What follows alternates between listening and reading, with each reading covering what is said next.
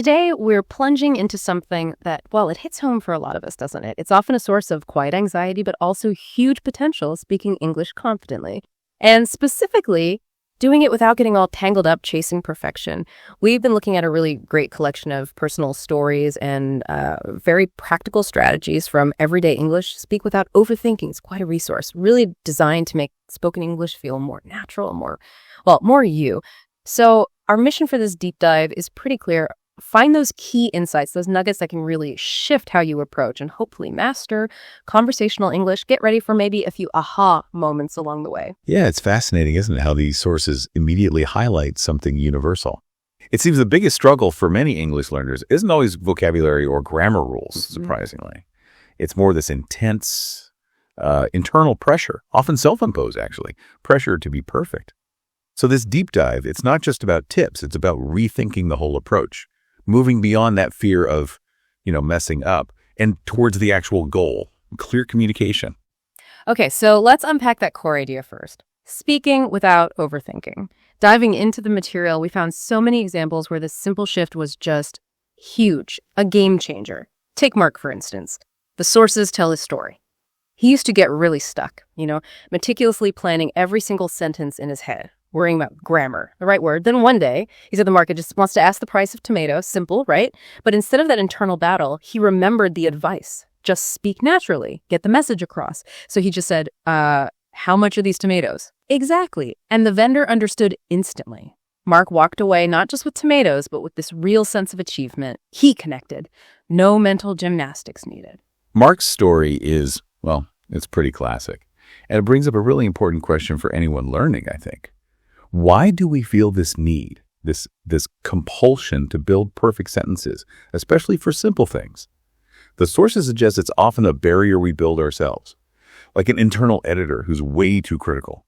If you zoom out, connected to the bigger picture, it really is about shifting your mindset, moving away from thinking of it as a performance. Right, like you're on stage. Exactly, and moving towards just communication. That's the goal. And the interesting thing, the paradox almost, is that chasing perfection often makes things worse. Listeners, as the sources point out, are actually pretty good at understanding imperfect English. What they struggle with more is the hesitation, the stopping and starting that comes from overthinking. So the real block often isn't the grammar itself, it's the pause while you're searching for perfection. Every conversation then becomes, not a test. But a chance to connect. Precisely. An opportunity to connect and learn. That phrase is so powerful. The real block isn't your grammar, it's your pause. Wow. Mark's example shows perfectly that sometimes the simplest English works best because it avoids all that mental overhead.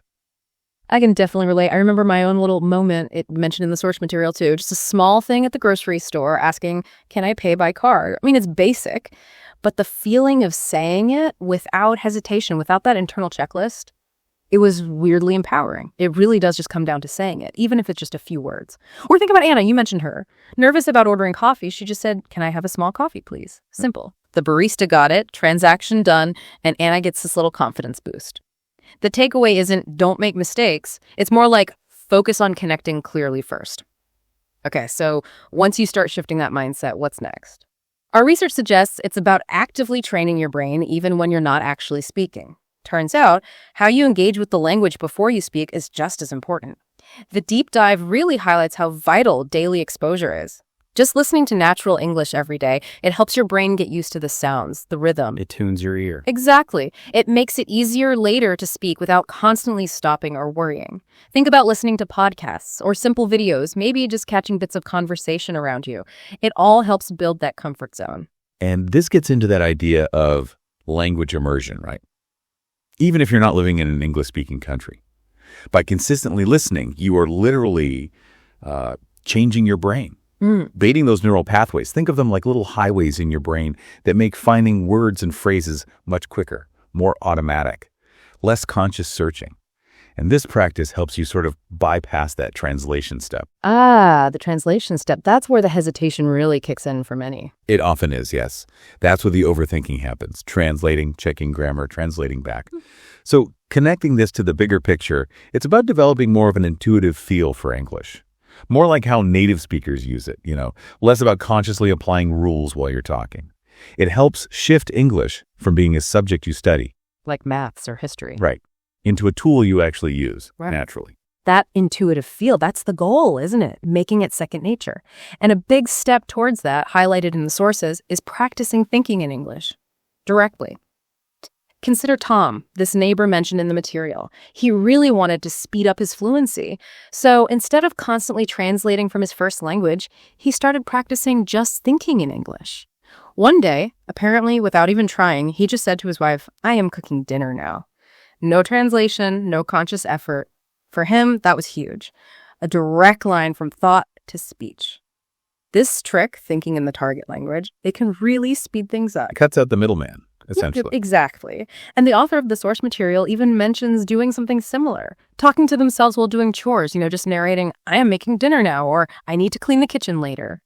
It might feel a bit strange at first, talking to yourself. Sure. But it's powerful for forming sentences naturally without that external pressure or judgment.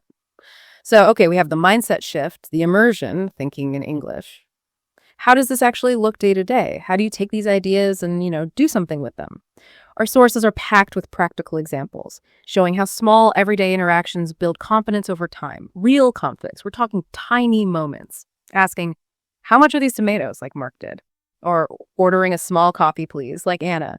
Even just a simple, "Can I have a kilo of apples, please?" at the grocer's. These aren't just errands, they're practice sessions. Low stakes, high reward. They build muscle memory for your mouth and your brain. That's a great way to put it. Muscle memory. You're building success through repetition. And this brings up that question again. Why do these seemingly small interactions have such a big impact? A key reason is reducing what psychologists call cognitive load. Basically, that's the amount of mental effort your brain is using at any one time.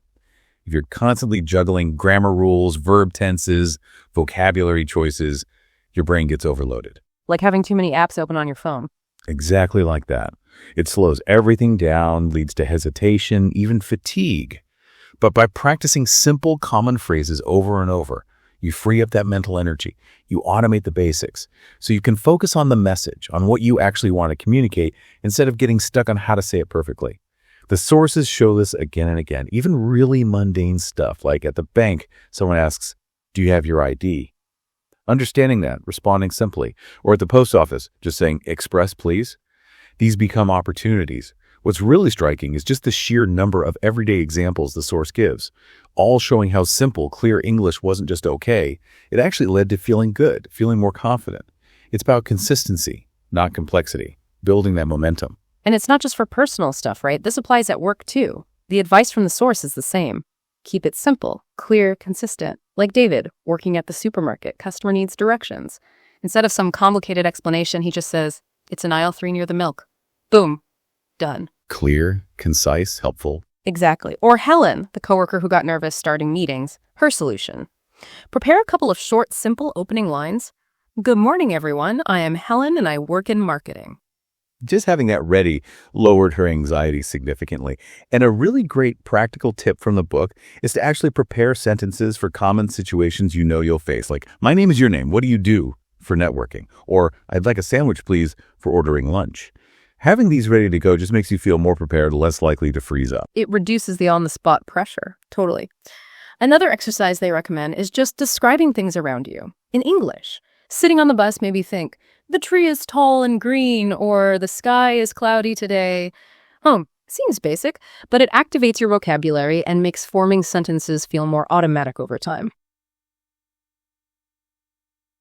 And daily immersion. What else can we do? How can we actively speed things up and maybe become more resilient?